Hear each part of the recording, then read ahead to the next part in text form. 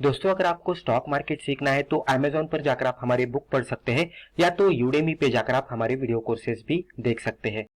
Hello friends, welcome to our channel learn stock charts to earn. दोस्तों, आज की video में हम एक बहुत ही सिंपल सी इंट्राडे की ट्रेडिंग स्ट्रैटेजी डिस्कस करेंगे, जिसमें हम 3 इंडिकेटर्स का इस्तेमाल करने वाले हैं। तीनों इंडिकेटर का कॉम्बिनेशन करके, और जब भी तीनों इंडिकेटर के हिसाब से जब भी हमें एक ही ट्रेडिंग सिग्नल मिलता है तो उसके हिसाब से कंफर्मेशन लेकर हम ट्रेड करने की कोशिश करने वाले हैं।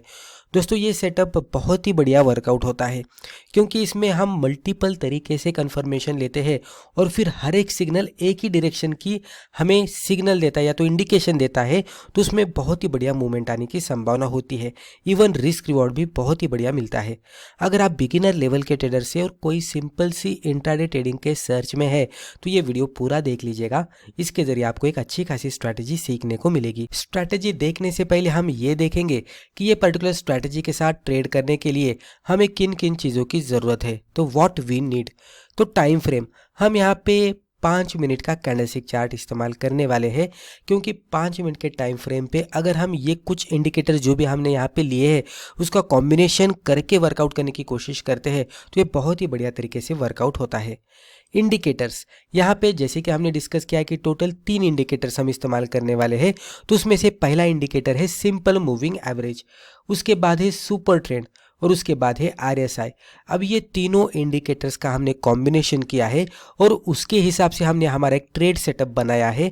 अगर वो ट्रेड सेटअप में कोई भी स्टॉक जाकर ट्रेड करता है तो उसमें फिर हम कंफर्मेशन लेकर ट्रेड करने वाले हैं। ट्रेंड आइडेंटिफिकेशन, हमें ट्रेंड का भी आइडेंटिफिकेशन करने को आना चाहिए। अगर हमें ट्रेंड का आइडेंटिफिकेशन नहीं करने को आता तो भी कोई प्रॉब्लम नहीं है, क्योंकि हमने जो यहाँ पे 2 इंडिकेटर्स इस्तेमाल किए हैं SMA और सुपर ट्रेंड, यही हमें ट्रेंड का आइडेंटिफिकेशन करके देने वाले हैं। मोमेंटम आइडेंटिफिकेशन, मोमेंटम यानी क्या कि जो भी डायरेक्शन में मूवमेंट आ रही है स्टॉक के प्राइसेस की, तो वो तेज़ी के साथ आ रही है क्या। तो अगर तेज़ी के साथ आ रही है तो हम कह सकते हैं कि स्टॉक मोमेंटम में है।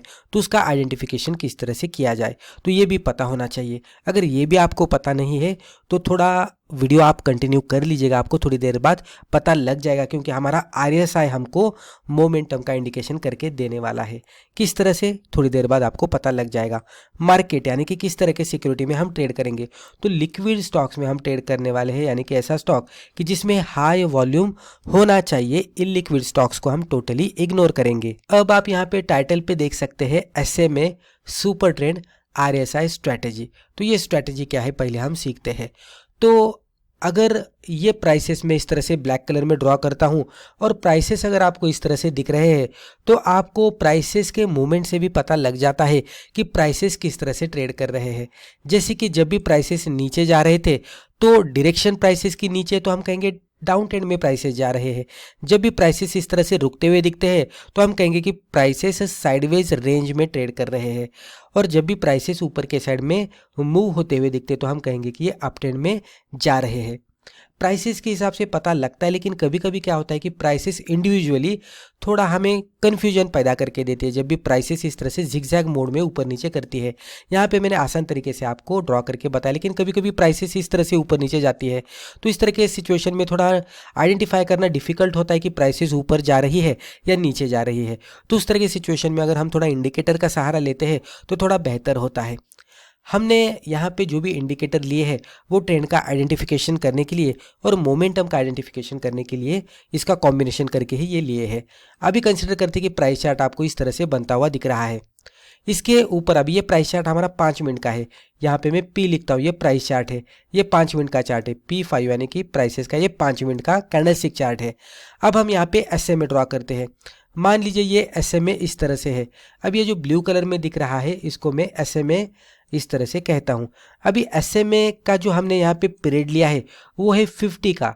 अभी SMA के भी अलग अलग टाइम पीरियड आप ले सकते हैं, लेकिन SMA 50 जो है ये बहुत ही बढ़िया तरीके से वर्कआउट होता है, क्योंकि यहाँ पे स्टॉक मल्टीपल टाइम्स आपको आता हुआ नहीं दिखेगा, लेकिन जब भी आएगा तो एक बड़ी सी एक्यूरेसी देके जाएगा। लेकिन इंडिविजुअल SMA कभी कभी वर्कआउट नहीं होता, कभी कभी गलत सिग्नल देता है, तो उसके वजह से हमने यहाँ पे सुपर ट्रेंड का भी कॉम्बिनेशन किया है। SMA के हिसाब से देखेंगे तो जब भी SMA हमारा प्राइस चार्ट के नीचे रहेगा, जैसे कि यहाँ पे आप देख सकते हैं, जब भी SMA प्राइस चार्ट के नीचे है तो हम कहेंगे कि प्राइसेस बुलिश मोड में ट्रेड कर रही है, अप साइड में जा रही है। और जब भी प्राइसेस के ऊपर SMA चला जाता है, यहाँ पे आप देख सकते हैं, यहाँ पे ये जो ब्लू वाला हमारा SMA है, ब्लैक वाले प्राइस चार्ट है, तो ये SMA हमारा यहाँ पे ऊपर के साइड में दिख रहा है, तो हम कह सकते हैं कि यहाँ पे प्राइसेस निचले साइड में जा रहे हैं। तो SMA 50 के ऊपर प्राइसेस यानी बुलिश, SMA 50 के नीचे प्राइसेस यानी कि बियरिश। सुपर ट्रेंड भी उसी तरीके से वर्कआउट होता है, यानी कि जब भी सुपर ट्रेंड प्राइस चार्ट के ऊपर रहेगा, यहाँ पे ये पिंक कलर में ये सुपर ट्रेंड ड्रॉ कर रहा हूँ, यहाँ पे मैं इसको ST लिखता हूँ, ये सुपर ट्रेंड है। तो सुपर ट्रेंड जब भी प्राइस चार्ट के ऊपर रहेगा, ये ब्लैक वाला प्राइस चार्ट है, तो जब भी सुपर ट्रेंड प्राइस चार्ट के ऊपर रहेगा तो हम बियरिश कंसिडर करेंगे, डाउन ट्रेंड चल रहा है। और जब भी सुपर ट्रेंड शिफ्ट होकर नीचे आता है प्राइस चार्ट के, तो हम कहेंगे कि अभी प्राइसेस ऊपर गई है, सुपर ट्रेंड नीचे है, तो बुलिश मोड चल रहा है। उसके बाद RSI हम निचले साइड में इस तरह से ड्रॉ करते हैं, ये नीचे हमने RSI इस तरह से ड्रॉ किया। RSI अगर आप देखेंगे तो RSI का भी अलग अलग तरीके से हम यूज़ कर सकते हैं, लेकिन यहाँ पे RSI का यूज़ हम अबव 50 और बिलो 50 के लेवल के हिसाब से करने वाले हैं। सबसे ऊपर वाली लेवल हम कंसिडर करते हैं 70 की है, उसके मिडल वाली जो लेवल है उसको हम 50 कंसिडर करते हैं, और सबसे नीचे वाली जो लेवल है उसको हम 30 कंसिडर करते हैं, राइट। तो अभी यहाँ पे हमारा जो ट्रेडिंग क्राइटेरिया है तो वो अकॉर्डिंग टू RSI 50 लेवल है।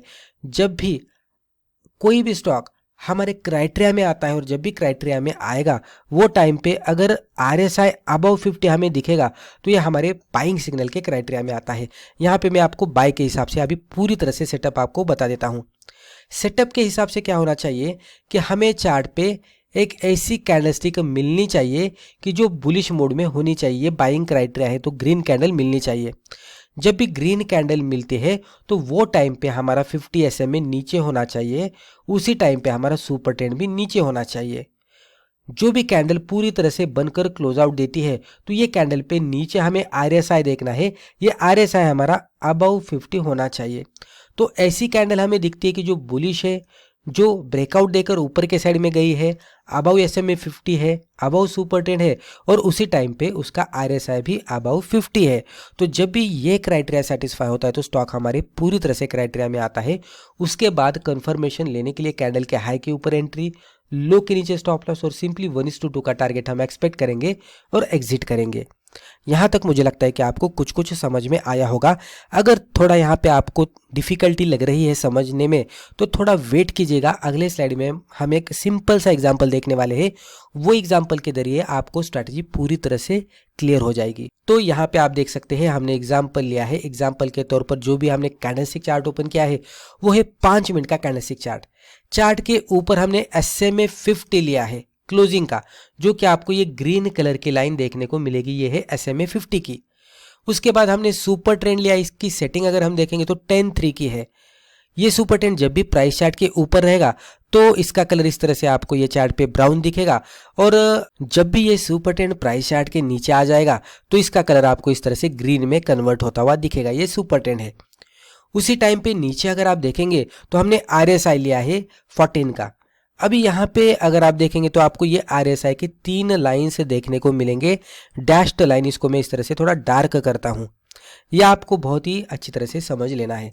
अभी RSI के जो लाइन्स है इसमें जो फर्स्ट वाली ऊपर वाली जो डैश्ड लाइन है इसकी लेवल है RSI की 70, मिडल वाली जो लाइन है इसकी लेवल है RSI की 50 की, और जो सबसे नीचे वाली लेवल है इसकी RSI की लेवल है 30 की, राइट।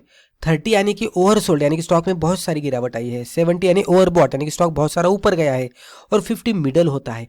अगर कोई क्रॉस करके ऊपर जाता है 50 के, या तो 50 के ऊपर सस्टेन रहता है तो बुलिश मोड में स्टॉक ट्रेड कर रहा है, इस तरह से माना जाता है। और कोई भी स्टॉक अगर 50 के नीचे सस्टेन है तो ये बेरिश मोड में ट्रेड कर रहा है, इस तरह से माना जाता है। अभी हम हमारा सेटअप ढूंढने की कोशिश करते हैं। पहले price chart left to right देखेंगे तो पहले प्राइस चार्ट यहाँ पे था, यानी कि SMA 50 नीचे था, यानी कि SMA 50 का बाय सिग्नल था, लेकिन सुपर ट्रेंड ऊपर था। तो सुपर ट्रेंड सेल सिग्नल दे रहा है। हर एक इंडिकेटर एट ए टाइम पे हमें सिमिलर सिग्नल देना चाहिए, राइट। यहाँ पे वो नहीं मिल रहा था, थोड़ा वेट करेंगे। उसके बाद धीरे धीरे स्टॉक प्राइसेस इस तरह से ट्रेड करने लगे और ये कैंडलस्टिक प्रिपेयर हो गई। ये कैंडल जैसे ही प्रिपेयर हो गई तो हम देख सकते हैं कि SMA 50 के ऊपर ही ये कैंडल थी, राइट। क्लोजिंग भी दी और एग्जैक्टली यही कैंडल पे सुपर ट्रेंड भी नीचे शिफ्ट हुआ। तो SMA 50 के हिसाब से और सुपर ट्रेंड के हिसाब से ये कैंडल ने हमें बाय सिग्नल दिया। उसी टाइम पे हमें क्या देखना है, ये कैंडल जहाँ पे भी क्लोज हुई है तो वही कैंडल का नीचे इस तरह से हमें वैल्यू देखना है कि ये RSI पे क्या स्टेटस दिख रहा है ये पर्टिकुलर कैंडल के क्लोजिंग के बाद। तो यहाँ पे अगर आप ऑब्जर्व करेंगे तो RSI हमें यहाँ पे दिख रहा है। तो ये लेवल कौन सी है, यहाँ पे मैं आगे लेकर जाता हूँ, आपको दिखेगा कि ये 50 और 70 के बीच में की लेवल है। पॉसिबल है कि ये 60 के नियर बाय लेवल हो सकती है, तो अबव 50 लेवल है। तो ये कैंडल जैसे ही क्लोज होती है तो कैंडल 50 SMA के ऊपर थी, बाय सिग्नल था। सुपर ट्रेंड नीचे शिफ्ट हुआ, बाय सिग्नल था। RSI जब भी हमने ये कैंडल के क्लोजिंग पे देखा तो RSI भी अबव 50 था। यहाँ पे इवन आप देख सकते हैं नीचे से क्रॉस करके अबव 50 आया है, लेकिन अबव 50 अभी सस्टेन होता हुआ दिख रहा है। तो RSI की वैल्यू भी 50 के अबव है, तो RSI के हिसाब से भी बाय सिग्नल है। तो हर एक क्राइटेरिया हमारा यहाँ पे सेटिस्फाई हुआ। तो अब हम यहाँ पे बाय करने का सोचेंगे। बाय करने के लिए हमें क्या करना है, फर्दर कंफर्मेशन लेना है। कंफर्मेशन किस तरह से लेना है, जो भी कैंडलस्टिक हमें ट्रेडिंग के सिग्नल दे रही है उसके हाई के ऊपर थोड़ा सा बफर लगाकर हमें एंट्री करनी है, राइट। उसके लो के नीचे थोड़ा सा बफर लगाकर हमें स्टॉप लॉस लगाना है, राइट, इस तरह से। तो आप देख सकते हैं कि क्राइटेरिया में आने के बाद भी स्टॉक ने इजीली ये इसके हाई के ऊपर जाने की कोशिश नहीं की, ब्रेक नहीं किया। आप देख सकते हैं मल्टीपल कैंडल्स यहाँ पे इसके नीचे ही थे, इवन थोड़ा भी ऊपर नहीं जा रहा था, पूरी तरह से साइडवेज में था।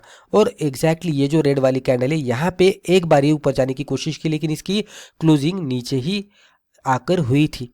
लेकिन हमारा क्राइटेरिया क्या है कि ये कैंडल के हाई के ऊपर जैसे ही जाएगा हम एंट्री करेंगे। तो ये रेड कैंडल ऊपर गई थी तो हमारी एंट्री यहाँ पे बनती। हमारा स्टॉप लॉस फिर ये कैंडल के लो के नीचे यहाँ पे था। तो उसके बाद आप देख सकते हैं जैसे हमने यहाँ पे एंट्री की तो उसके बाद कंटिन्यूस बेसिस पे स्टॉक में वर्टिकली अपसाइड में मूवमेंट आती हुई दिखी है। और जब तक हाई ब्रेक नहीं हुआ तब तक स्टॉक यहाँ पे पूरा साइडवेज में था, लेकिन जैसे ही हाई ब्रेक हुआ एक मोमेंटम के साथ स्टॉक अच्छा खासा ऊपर चला गया। रिस्क रिवॉर्ड रेशियो यहाँ पे देखने की कोशिश करेंगे तो ये हमारी एंट्री थी, ये हमारा स्टॉप लॉस था। और इसमें मूवमेंट जो आई है अभी मैं अप्रॉक्सीमेट बताने की कोशिश कर रहा हूँ तो यहाँ तक आई है, राइट। तो ये थोड़ा ऊपर नीचे हो सकता है। तो एंट्री से स्टॉप लॉस का दायरा इतना था, एंट्री से टारगेट का दायरा हमें इतना मिल गया। तो रिस्क रिवॉर्ड देखने की कोशिश करेंगे तो 1, 2 और 3, 1:3 के आसपास हमें यहाँ पे रिस्क रिवॉर्ड रेशियो मिलता हुआ दिखा है, जो कि बहुत ही बढ़िया माना जाता है। और एंट्री के बाद ये एंट्री वाली कैंडल और उसके बाद कुछ 5 मिनट के कैंडल, तो बहुत ही कम समय में स्टॉक ने हमें 1:3 का रिटर्न यहाँ पे दिया है। तो इस तरह से बहुत ही बढ़िया तरीके से वर्कआउट होता है। अब हम कुछ इंपॉर्टेंट पॉइंट्स देखते हैं। जब भी हम ये ट्रेडिंग स्ट्रैटेजी के साथ ट्रेड करेंगे तो ओवर ट्रेडिंग से बचना है। 2 से 3 ट्रेड ही दिन में लेने हैं। वेट फॉर प्रॉपर सेटअप, जो भी हमारा ट्रेडिंग का सेटअप है उसका वेट करना है। जब तक प्रॉपर सेटअप में स्टॉक नहीं आता तब तक एंट्री नहीं करनी है।